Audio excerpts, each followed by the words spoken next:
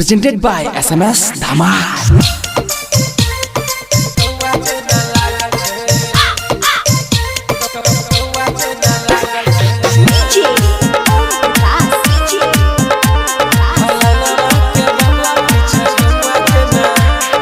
केतनो करे छी हम सखी माना गे हमरे पर उ भेल छै दीवाना गे।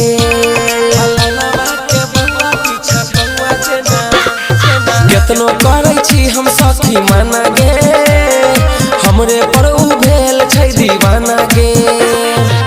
करे छै उ तंग हमरा लागे जना पागल छै, करे छै उ तंग हमरा लागे जना पागल छै। फलाना के बउआ फलाना के बउआ पीछा कहुआ जेना लागल छै, फलाना के बउआ पीछा कहुआ जेना लागल छै, फलाना के बउआ पीछा कहुआ जेना लागल छै।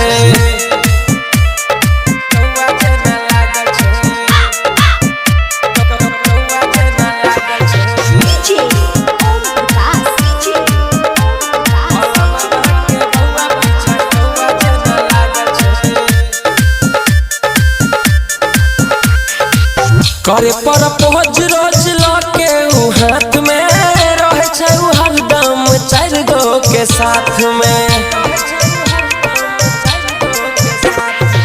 घरवा से निकलै छी जब जब हम बाहरा खार रहे छै हरदम लगबै छै पहाड़ा। कर के तारीफ कहे नीक बड़ी छागल छै, कर के तारीफ कहे नीक बड़ी छागल छै। फलाना के बउआ फलाना के बउआ पीछा कौआ जेना लागल छै, फलाना के बउआ पीछा कौआ जेना लागल छै, फलाना के बउआ पीछा कौआ जेना लागल छै।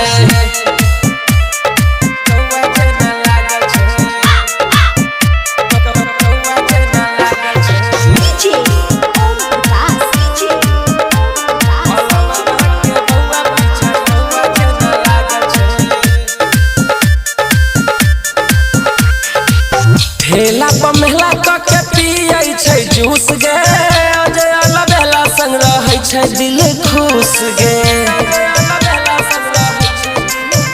हाँ भोला सकल दीप और यार रसल पुरिया देख के कहे हमरा लागै छै गुड़िया।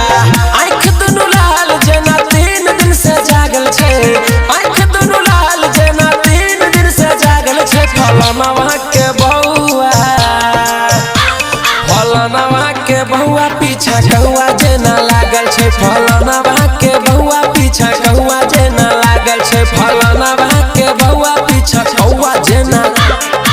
Presented by SMS Dhamal.